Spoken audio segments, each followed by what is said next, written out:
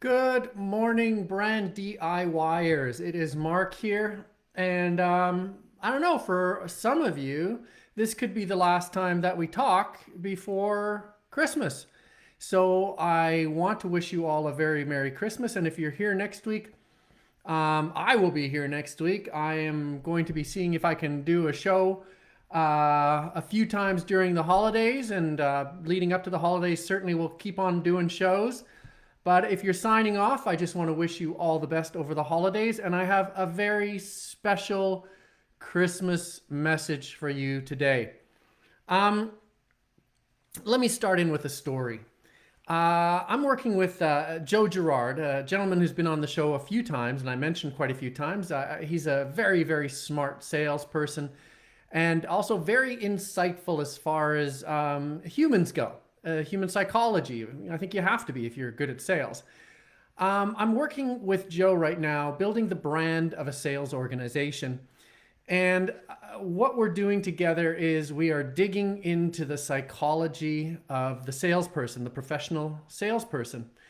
And what we're discovering in the process, I mean, Joe knew this already, but what I'm discovering in the process is that the trend in sales software and sales tools is like the trend pretty much everywhere else. We are hustling and bustling, trying to create better tools for people. And a lot of the time, if not the majority of the time, creating better tools equates in our mind with adding things to tools that already exist. So it's like this, but it's improved because it's got added that. And this is very basic human psychology. We think that by adding things to something folks already have, they will perceive it as an improvement. And you know what? When it comes to selling stuff, that is absolutely true. We tend to buy things with better, newer features on it. So there is an unintended effect. That's what we're discovering with sales professionals. Salespeople, more than ever before, are burning out, doing all these tasks, checking off all these boxes, trying to hit vanity metrics, all the sort of things, what are actually roadblocks that have been put in their place by well-intentioned people who are designing improved software and tools. What we are seeing around the world, and I think COVID has triggered this, and the economic meltdown has triggered this. It has created a great deal of misery in the world, but I believe that it also has hit pause for a lot of us. And I think that what we're seeing right now, just as far as global trends goes, is an acceleration of many movements. And one of those movements is a movement toward humanization and simplification. And as technology continues to grow more sophisticated, things like artificial intelligence and machine learning, AI, ML, these new innovations that allow technology to learn from people, at their best, they are turning technology more and more into a butler, a concierge, someone who enables you to free up your brain and be present without distraction while they are in the background taking care of all the busy work. So that brings me to the topic, what I want to talk to you about today. And it's my Christmas gift to you. It's a simple gift. It's the gift of the creative pause. Now, this is a gift that I got when I was working in advertising, because when you're a writer in advertising, you live and die by your ideas. If you don't have ideas, you don't have a job. It's as simple as that. And so we had to learn how to come up with really good ideas all the time.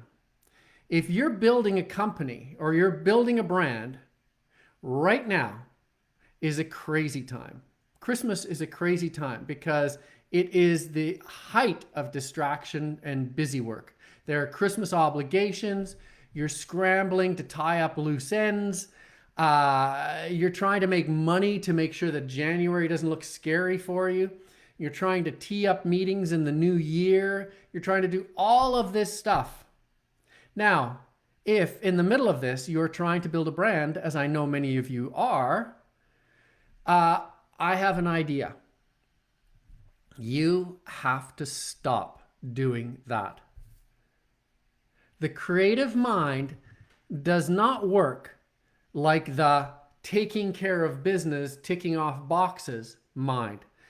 Back to the Joe story, the salesperson's mind relies on mindfulness and being present and being in the moment and having a human conversation and listening hard.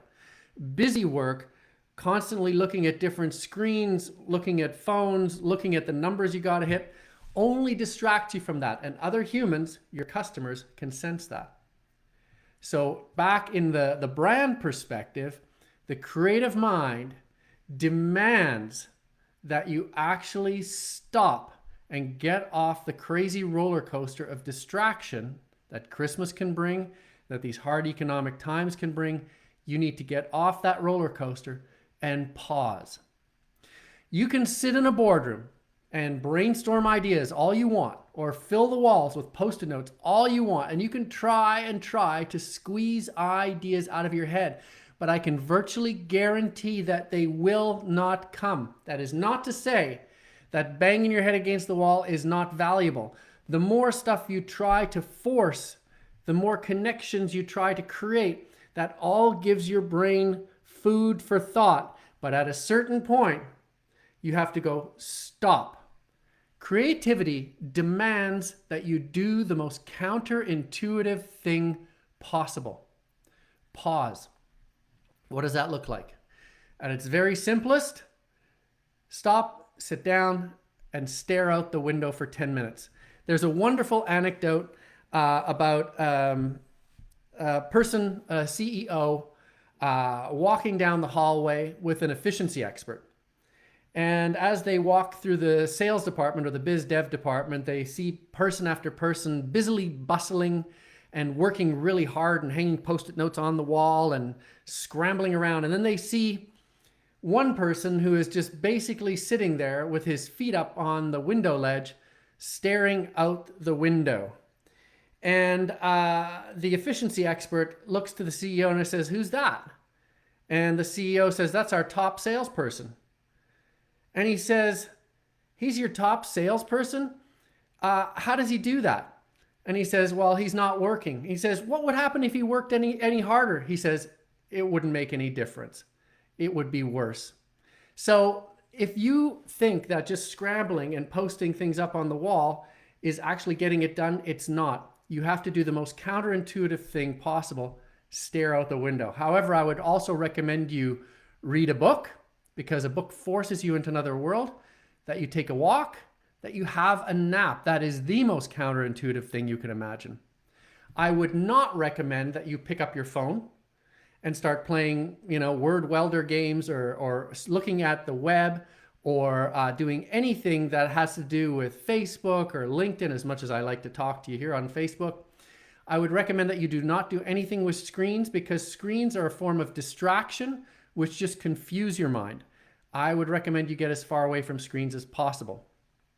What you're trying to do is give your brain time to process all of the inputs, paste them up on the neural or the brain wall inside your noggin, rearrange them in a bunch of different ways, and then when you least expect it, spit out an idea that you'd never considered before.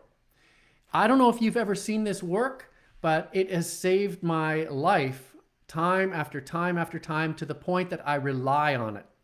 So the counterintuitive you discover becomes actually the smartest thing that you can do.